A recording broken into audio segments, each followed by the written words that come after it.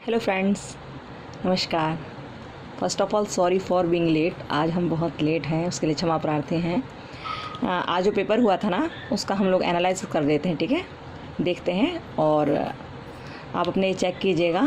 आज का पेपर है पेपर BD 202, ठीक है। सेकंड पेपर है आज ये, असेसमेंट फॉर लर्निंग। ओके, आप लोग अपना पेपर निकाल लीजिए और चेक कर लीजिए, और आपको इसमें क्वेश्चन के आंसर सही मिलेंगे, क्योंकि ये जो आंसर्स जो होते हैं ना, ये अच्छी फैकल्टी द्वारा निकाले गए हैं, ठीक है। जो इसी क्षेत्र में रहते हैं, इसी क्षेत्र से काम करते हैं, जो इसी B.Ed से M.Ed से उसी से रिलेटेड टीचर्स हैं, उनके द्वारा ये आंसर्स दिए गए हैं, ठीक है। तो आप इन पर विश्वास कर सकते हैं। 2-4 को छोड़कर आप सब पर विश्वास कर सकते हैं। ये सारे क्वेश्चंस के आंसर आपको अधिकतर सही मिलेंगे। 2-4 के नहीं हम कह सकते, क्योंकि जिन्होंने पेपर बनाया वो पता नहीं इसका आंसर क्या देंगे, लेकिन अधिकतर आपको इसमें सही ही मिलेंगे। ओके, तो आप लोग चेक कीजिए। चलिए, आपने जैसा कि देखा कि आज का पेपर है ये 12 तारीख का, ठीक है, BD 202। स्टार्ट करते हैं। फर्स्ट क्वेश्चन, सामान्यतः मानव संदर्भित परीक्षण में किसके बीच तुलना होती है? ये आपको क्वेश्चन नज़र आ रहा होगा ना, तो देखिए, और थोड़ा बड़ा कर दें हमसे। अब अंधेरा हो गया इसमें। देखिए, पहला प्रश्न है, सामान्यतः मानक संदर्भित परीक्षण में किसके बीच तुलना होती है? तो इसका आंसर होगा व्यक्ति के बीच, ठीक है। और हाँ, ये C है, कल भी C था, कल भी C सीरीज़ था, और आज भी C सीरीज़ है, ठीक है। याद रखना ये ना, ये तो आप अपने हिसाब से देख लेना कि आपका कौन सा है, लेकिन क्वेश्चन बनाना इससे, ठीक है। तो इसका आंसर होगा व्यक्ति के बीच। सेकंड है, 0.20 से कम की कठिनाई मूल्य का मूल रूप से अर्थ है, क्या अर्थ है? तो इसका आंसर होगा आइटम कठिन है, ठीक है। थर्ड क्वेश्चन है, 0.4 से अधिक के विभेदन क्षमता का मूल रूप से अर्थ है, यानी क्या अर्थ है? तो इसका आंसर होगा आइटम स्वीकार्य है। ओके, आप लोग अपना चेक करते जाइए। जल्दी हम लोग बढ़ाते हैं क्योंकि बहुत लेट है ना आज। फोर्थ क्वेश्चन है, शैक्षिक उद्देश्यों का वर्गीकरण निम्न वर्ष में प्रस्तुत किया गया। कौन से वर्ष प्रस्तुत किया गया था? तो इसका आंसर होगा 1956। पांचवा है, निम्नलिखित में से किस प्रश्न में अंकन की वस्तुनिष्ठता अधिक होती है? ठीक है, तो इसका आंसर होगा बहुविकल्पीय प्रश्न। छठवां क्वेश्चन है, सामान्यतः एक निश्चित मानदंड पर भविष्यवाणी के लिए किए गए परीक्षण को कहा जाता है, क्या कहा जाता है? योग्यता परीक्षण, यानी कि एप्टीट्यूड टेस्ट। ओके, आप देखते जाइए, आंसर लगाते जाइए, और कोशिश कीजिए लाइक, सब्सक्राइब और शेयर करने की, प्लीज़। ओके, सातवां क्वेश्चन है, अन्य छात्रों के साथ छात्रों के प्रदर्शन की तुलना करने के लिए जो परीक्षण किया जाता है उसे कहते हैं, उसका नाम क्या है? ये मानक संदर्भित परीक्षण। ओके, आठवां है, संज्ञानात्मक क्षेत्र के उद्देश्यों का वर्गीकरण किसने प्रस्तुत किया? तो इसका आंसर है क्रेथाल ने। नवां है, कौन सा परीक्षण भविष्य की योग्यता का मापन कर सकता है? इसका आंसर है एप्टीट्यूड टेस्ट, यानी कि अभिक्षमता परीक्षण। अब 10वां क्वेश्चन पर हम लोग आते हैं, निम्नलिखित में से किसमें सीखने की स्थायी कठिनाई की जांच की जाती है? ये जो प्रश्न है ना, ये देखिए, निम्नलिखित में से किसमें सीखने की स्थायी कठिनाइयों की जांच की जाती है? तो इसका आंसर होगा नैदानिक मूल्यांकन, ठीक है, यानी कि डायग्नोस्टिक इवैल्यूएशन। 11वां है, किसी व्यक्ति की क्षमताओं को मापित करने के लिए किस प्रक्रिया का उपयोग किया जाता है? तो इसका आंसर है अधिकतम प्रदर्शन परीक्षण। 12वां क्वेश्चन है, निम्नलिखित में से किस प्रकार के प्रश्नों का मूल्यांकन करते समय वस्तुनिष्ठता बनाए रखना कठिन है? इसका आंसर होगा निबंधात्मक प्रश्न, ठीक है। आप जिन आंसर्स को आप देख रहे हो ना, ये कॉलेज के जो प्रोफेसर्स हैं उनके द्वारा आंसर दिए गए हैं, और 2-4 की हम बात नहीं कर सकते कि 2-4 इसमें एकदम सही होंगे, ऐसा नहीं कह सकते। 2-4 गलत भी हो सकते हैं, ठीक है, लेकिन उन प्रोफेसर्स को दिए हुए आंसर हैं, अधिकतर आपको ये सही ही मिलेंगे। इसमें बहुत मेहनत करनी पड़ती है ना आंसर्स लाने के लिए, और इस तक जाना पड़ता है ना, तो थोड़ा टाइम लग जाता है, इसलिए देरी के लिए तो क्षमा प्रार्थी हूँ, ठीक है। बस आप इतनी ही कृपा करना कि लाइक, सब्सक्राइब और शेयर ज़रूर करना, प्लीज़। ताकि ये चैनल थोड़ा सा ग्रो हो। अभी स्टार्ट किया है और ये स्टार्ट तो कर दिया, लेकिन अब इसे आप बढ़ाना आप लोगों को ही है। चलिए आगे देखते हैं हम लोग। किस परीक्षण में छात्र के प्रदर्शन की तुलना स्पष्ट रूप से परिभाषित अधिगम कार्यों से की जाती है? तो भैया इसका आंसर है निकष संदर्भित परीक्षण द्वारा। 14वां क्वेश्चन है, छात्रों में रटने की प्रवृत्ति को रोकने हेतु कैसे प्रश्न नहीं पूछने चाहिए? नहीं पूछने चाहिए, ये याद रखना है, ठीक है। तो ऑब्जेक्टिव क्वेश्चन, क्योंकि जब ऑब्जेक्टिव क्वेश्चन होते हैं ना तो रटते हैं बच्चे, पहले रट लेते हैं फिर रट्टा मार के सुना देते हैं, तो फैक्चुअल नहीं पूछने चाहिए। अब देखिए 15वां है, छात्र के प्रदर्शन को इंगित करने वाला एक मात्रक है, क्या है? ग्रेड, ठीक है। सामग्री के अर्थ को समझना मूल रूप से है ज्ञान, ज्ञान बताया इसका हमें। 17वां क्वेश्चन है, नई परिस्थिति में पहले से सीखी गई सामग्री का उपयोग करना क्या कहलाता है? तो इसके लिए अनुप्रयोग। एक नया विचार बनाने के लिए कई विचारों को एक साथ रखना कहलाता है संश्लेषण। डेटा को 2 बराबर भागों में विभाजित करने वाला मान कहलाता है, क्या कहलाता है? यह माध्यिका है, ठीक है, मीडियन। 20वां क्वेश्चन है, परीक्षण वही मापता है जिसके लिए उसे बनाया गया है। परीक्षण के इस गुण को क्या कहा जाता है? तो इसको बोलते हैं वैधता, यानी कि वैलिडिटी। 21वां क्वेश्चन है, मूल रूप से उद्देश्यों का पहला प्रारूप होना चाहिए। तो क्या होना चाहिए इसका पहला प्रारूप? देखिए इसके लिए एकदम क्लियर आंसर नहीं मिल पाया है, ठीक है। वैसे इसके लिए ये कहा था कि असेसमेंट होना चाहिए, लेकिन I am not quite sure, so इसको हम लोग बाद में देख लेंगे। वैसे आप ये लगा सकते हैं, लेकिन ये नहीं कह सकते हम कि 100% ही सही होगा, ओके। इसको देख लेंगे बाद में। 21वां क्वेश्चन। 22वां क्वेश्चन, अनुदेशनात्मक उद्देश्यों में सम्मिलित है। तो क्या सम्मिलित है इसमें? सीखने की गतिविधियाँ। 23वां क्वेश्चन है, संख्यात्मक मान प्राप्त करने की प्रक्रिया को कहा जाता है। तो यह मापन, यानी कि मेजरमेंट। 24वां क्वेश्चन है, सूचना प्राप्त करने की एक औपचारिक और व्यवस्थित प्रक्रिया को मूल रूप से कहा जाता है। तो क्या कहते हैं इसमें? परीक्षण। अनुदेशन के अंत में उपलब्धि का आकलन करना है, क्या है? योगात्मक मूल्यांकन, यानी कि अनुदेशन के अंत में उपलब्धि का आकलन करते हैं योगात्मक मूल्यांकन के द्वारा, सुमेटिव असेसमेंट के द्वारा। संज्ञानात्मक क्षेत्र में मुख्य फोकस है, क्या है? तो ये है बौद्धिक कौशल, इंटेलेक्चुअल स्किल, ठीक है। 27वां क्वेश्चन है, निम्नलिखित में से कौन सा क्षेत्र शारीरिक और क्रियात्मक कौशल से संबंधित है? तो कौन सा है? यह क्रियात्मक क्षेत्र। 28वां है, आधुनिक बुद्धि परीक्षणों के प्रतिपादक कौन थे? इसका आंसर है अल्फ्रेड बिने। IQ निर्धारित करने का सूत्र किसने दिया? तो स्टर ने दिया।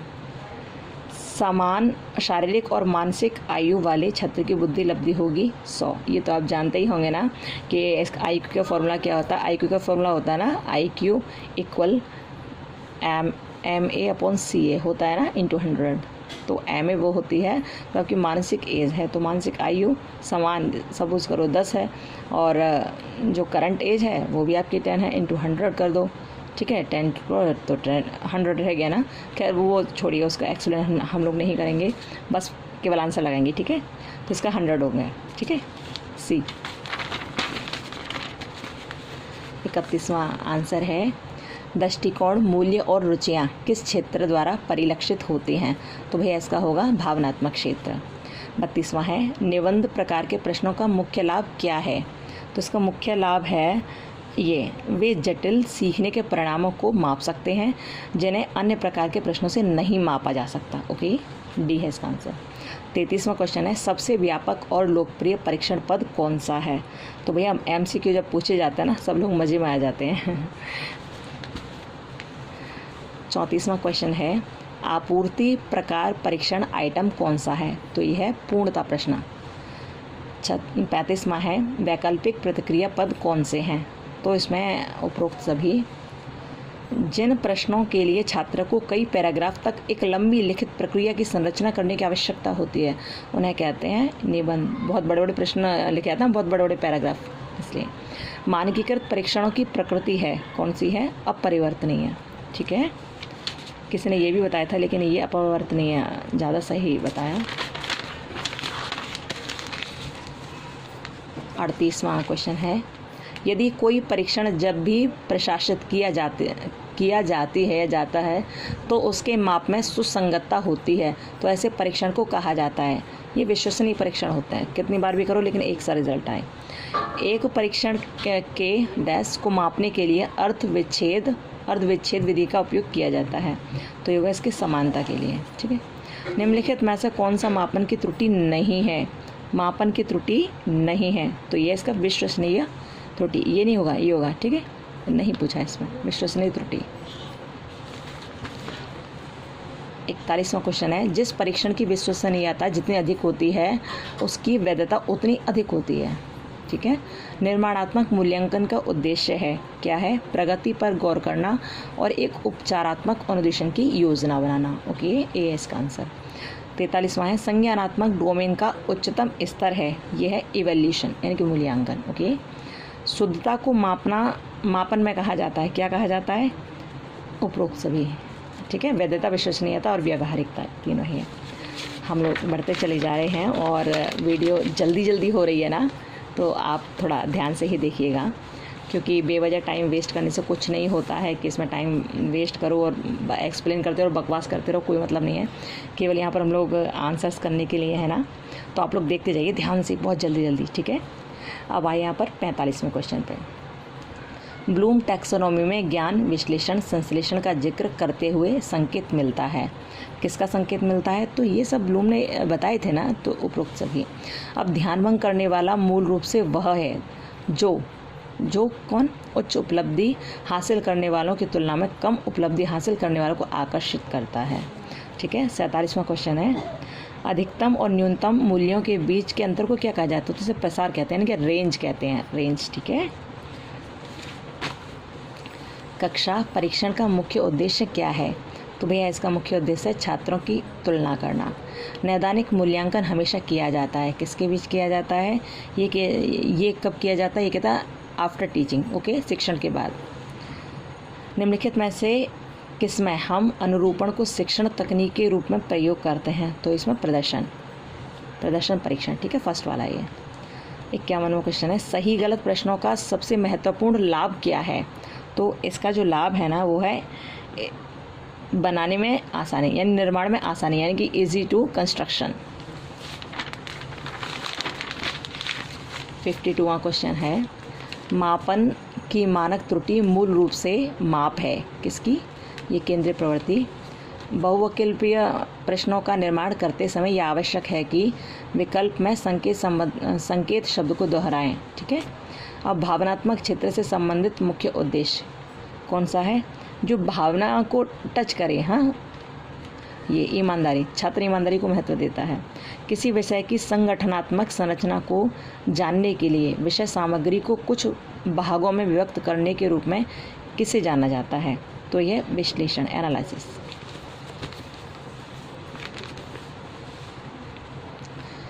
56वां क्वेश्चन है, छात्र की रैंकिंग प्राप्त करने के लिए किस प्रकार की परीक्षा का उपयोग किया जाता है? तो मानक संदर्भित परीक्षण। छात्रों की सीखने की शैली किसके द्वारा निर्धारित की जाती है? कौन सीखने की शैली निर्धारित करता है? शिक्षक। ठीक है, छात्र के मूल्यांकन के परिणाम का उपयोग किया जा सकता है, ये सब आप पढ़ लीजिएगा, उपरोक्त सभी बताए तो उपरोक्त सभी। ठीक है,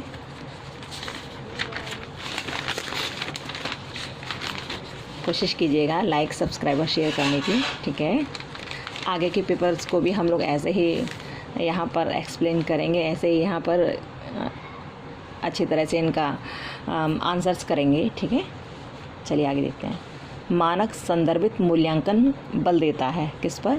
first and second both. Okay, दोनों पर। लघु उत्तरीय प्रश्नों से छात्र की क्षमता का आकलन किया जा सकता है, तो इसके बारे में यह बताया प्राप्त जानकारी का विश्लेषण। व्यवहार के मापन के लिए किस उपकरण का उपयोग किया जाता है? टेस्ट। निम्नलिखित में से सही अनुक्रम क्या है? तो पहले टेस्ट होगा, फिर मापन होगा, फिर परीक्षण, फिर मूल्यांकन। ओके, यानी कि ए है इसका आंसर। 63वां क्वेश्चन है, एक वर्ग अंतराल में अंकों की संख्या है आवर्तियाँ, ठीक है।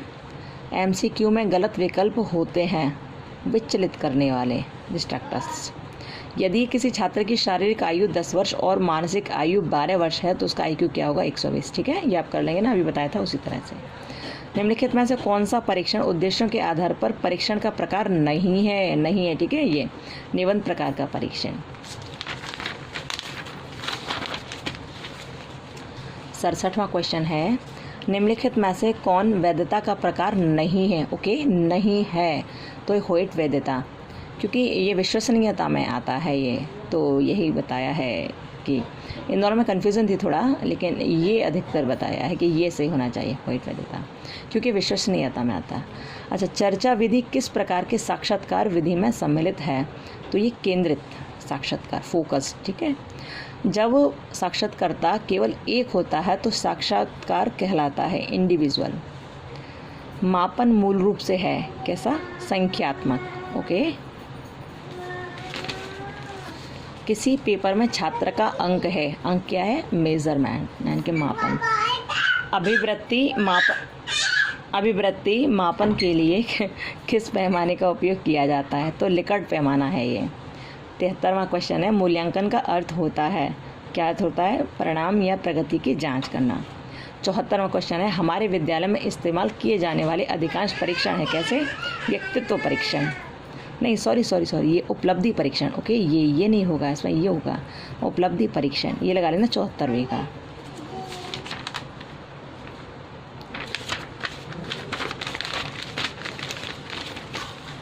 सेवेंटी फिफ्थ क्वेश्चन है, छात्र की क्षमता का विश्लेषण करने के लिए मूल्यांकन किया जाता है। कौन सी क्षमता? पूर्णता प्रकार के प्रश्नों की क्षमता। एक सीमा तक प्रतिभागियों के लिए अध्ययन के परिणाम को सामान्य कर सकते हैं। ये होगा भैया इसका बाह्य वैधता, ये नहीं होगा, ठीक है। ये होगा बाह्य वैधता, एक्सटर्नल वैलिडिटी। 77वां क्वेश्चन है, परीक्षण का गुण जो उच्च उपलब्धि और निम्न उपलब्धि में छात्रों को विभेद करता है, ये क्या कहलाता है? ये कहते हैं भिन्नता, डिफरेंशिएबिलिटी, ठीक है, डिफरेंशिएबिलिटी। हो सकता है शब्दों के उच्चारण में गलती हो जाए, उसके लिए भी क्षमा प्रार्थी हूँ, ठीक है। अब बस आप देखिएगा। 78वां क्वेश्चन है, यदि किसी परीक्षण की अंकन प्रक्रिया किसी अन्य कारक द्वारा प्रभावित नहीं होती है तो परीक्षण की गुणवत्ता को मूल रूप से कहा जाता है, क्या कहा जाता है? वस्तुनिष्ठता, ठीक है, यानी कि ऑब्जेक्टिविटी। शैक्षिक परीक्षण की प्रक्रिया में प्रयुक्त सबसे व्यापक शब्द जो मूल रूप से निम्न के रूप में जाना जाता है वो एवैल्यूएशन बताया है। इसका आंसर टेस्ट भी हो सकता है, एवैल्यूएशन बताया है। पर 80वां प्रश्न है, परीक्षण के निर्माण में प्रथम पद कौन सा है? तो इसमें जो प्रथम पद है ना, ये डिसाइड करना है कि पहले आप डिसाइड करोगे कि आप किस चीज़ का मापन करना है आपको, तो इस प्रकार के परीक्षण का प्रयोग करना है इसका निर्धारण, ठीक है। परीक्षण के निर्माण में प्रथम पद कौन सा है? तो इसका आंसर ये है कि किस प्रकार के परीक्षण का प्रयोग करना है, इसका निर्धारण। अच्छा, ये जो बाहर की बातें होते हैं ना, ये भी आपके माइंड को बहुत डिस्ट्रैक्ट करते हैं, तो आप जो कुछ कहना चाहते हो वो कहने में थोड़ा समर्थ हो जाते हैं, यही हो रहा है फ़िलहाल। लेकिन आप समझते जाइए, टाइम कम है इसलिए हम ऐसे ही करते चले जाते हैं, ठीक है।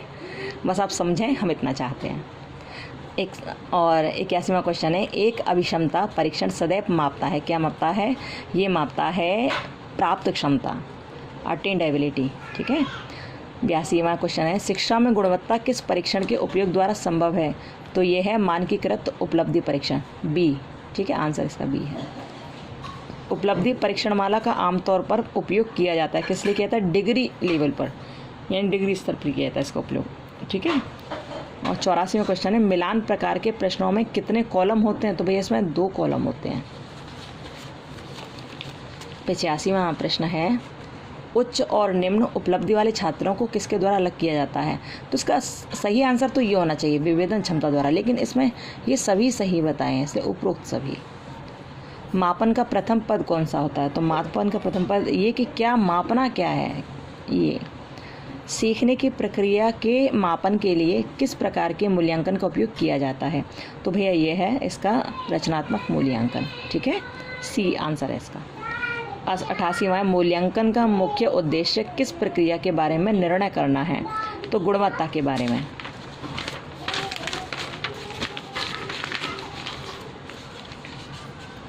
मूल्यांकन का उद्देश्य क्या है? तो इसका उद्देश्य है शिक्षा की गुणवत्ता के बारे में निर्णय लेने के लिए। 90वां प्रश्न है, किसका क्षेत्र सीमित है? तो भैया टेस्ट का क्षेत्र सीमित है। वैसे मापन का क्षेत्र भी सीमित है क्योंकि यहाँ अंकों को ही दिया जाता है। अब वो लोग पता नहीं क्या आंसर देंगे इसका वैसे आप ये लगाइएगा परीक्षण। रचनात्मक मूल्यांकन का उद्देश्य क्या है? इसका उद्देश्य है छात्रों की प्रगति की निगरानी करना। 92वां क्वेश्चन है, योगात्मक मूल्यांकन के कौन से उपकरण बहुतायत में प्रयुक्त किए जाते हैं? तो ये भी टेस्ट इसका आंसर दिया है। 93वां प्रश्न है, बच्चों का मूल्यांकन होना चाहिए तो सतत एवं व्यापक मूल्यांकन। विद्यार्थी और शिक्षक के बीच की एक संवादात्मक प्रक्रिया जो उनके सीखने के वातावरण में बदलाव लाती है। तो ये होना तो ये चाहिए आकलन असेसमेंट, लेकिन दोनों बताएं कि दोनों ही ठीक हैं इसमें, तो दोनों लगाया। ठीक है, किस प्रकार के प्रश्न को विश्वसनीयता के साथ चिन्हित करना कठिन है? तो ये अनस्ट्रक्चर्ड यानी कि असंरचित निबंध।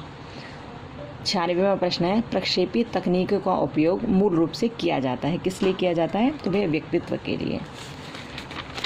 आपको यदि ये वीडियो अच्छी लग रही है तो प्लीज़ इसको लाइक सब्सक्राइब शेयर ज़रूर कीजिएगा। हम लोगों का जब ग्रुप बढ़ जाएगा ना, जब हम सब लोग बढ़ जाएंगे बहुत यहाँ पर, तो और हम लोग ये प्रश्नोत्तर करते रहेंगे हमेशा। ठीक है, हर प्रश्न का मतलब हर पेपर को सॉल्व कराया जाया करेगा यहाँ पर, और तैयारी के लिए तो बाद में दिखेंगे, लेकिन पेपर का सॉल्यूशन तो यहाँ पर डाला ही जाया करेगा। तो प्लीज़ लाइक सब्सक्राइब और शेयर करते जाइएगा। अब देखिए 97वां प्रश्न है, शिक्षा में मापन किस प्रश्न का उत्तर देता है? तो ये कितना अधिक। ठीक है, इसका आंसर ये है। शिक्षा में मूल्यांकन किन प्रश्नों के उत्तर देता है? या मूल्यांकन पूछा है या मापन पूछा है? मापन पूछा है तो यहाँ कितना अधिक यानी हाउ मच, और मूल्यांकन पूछा है तो यहाँ कितना अच्छा। ठीक है, यानी हाउ गुड। 99वां प्रश्न है, मूल्यांकन तकनीकों का चयन मूल रूप से इसके आधार पर किया जाता है, किसके आधार पर किया जाता है? तो भैया ये वाला जो प्रश्न है ना, इसका आंसर हमें क्लियरली मिला नहीं है। ठीक है, तो इसके लिए हम कुछ नहीं कह सकते, लेकिन ये लगाया है, यदि आप चाहें तो लगा लीजिए, नहीं तो कोई बात नहीं, इसका हम नहीं कह सकते। विद्यार्थियों के प्रदर्शन का मात्रात्मक विवरण कहलाता है, क्या कहलाता है? ये कहलाता है मापन। ठीक है, मात्रात्मक मापन कहलाता है। ओके, क्योंकि मात्रात्मक गुणात्मक दोनों ही है ये मापन में। 99 हो गए, 100 हो गए पूरे।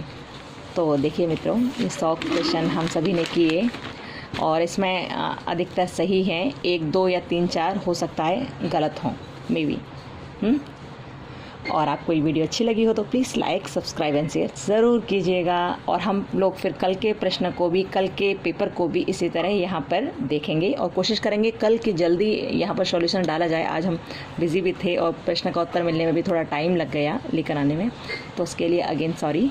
ओके, आप लोग सभी खुश रहिए, मस्त रहिए, और पेपर बहुत अच्छी तरह से देते रहिए। ओके, बाय, जय सिया राम।